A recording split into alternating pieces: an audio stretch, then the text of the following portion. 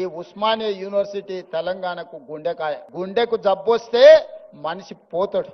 తెలంగాణలో కూడా ఉస్మానియా యూనివర్సిటీకి సమస్య వస్తే ఆ తెలంగాణ సమాజానికే తీరని నష్టం తీసుకొస్తుంది. తప్పకుండా ఈ ఉస్మానియా యూనివర్సిటీ వేదికగా మా ప్రభుత్వం వైపు నుంచి మీకు చెప్పదలుచుకున్న, మీకు స్వేచ్ఛ ఉంది, సామాజిక న్యాయం జరుగుతుంది, సమానమైన అవకాశాలు ఇస్తాం.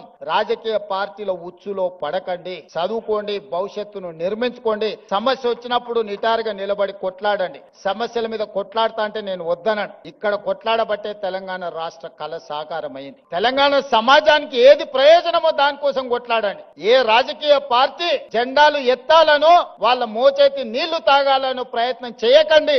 సర్వ స్వతంత్రతను మీరు నిరూపించుకోండి. ఉస్మానియా యూనివర్సిటీ అంటే ఒక క్వాలిటీతో కూడుకున్న విద్య అందిస్తారు.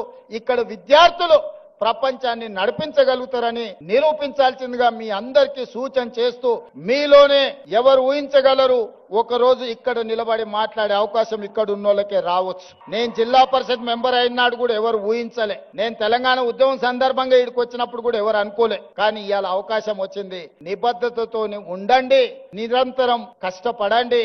ఈ రోజు ఉస్మానియా యూనివర్సిటీని ఏ విధంగా నిర్మించుకోవాలనో 3 అంతర్జాతీయ స్థాయి ఆర్కిటెక్ట్స్ తోని ఈ రోజు డిజైన్స్ చేసి మీ ముందల్నే పెట్టినాం. మీరు చూడండి, దాన్ని ఏ విధంగా అభివృద్ధి చేసుకోవాలనో, ఇంకా ఏమైనా అందులో పొందుపరచాలన్నా మీ ఆలోచనలను తీసుకొని నిర్మాణం పనులు నెలాఖరికి నిర్ణయం తీసుకుంటాం. దయచేసి ఇక్కడికి వచ్చిన మేధావులు గాని, విద్యార్థులు గాని ఒక్కసారి ఆ 3 కన్సల్టెంట్స్ ఏదైతే ఇచ్చిండ్రో ప్రణాళికల్ని మీరు పరిశీలించి ఖచ్చితమైన నిర్ణయం తీసుకొని ఇవ్వండి.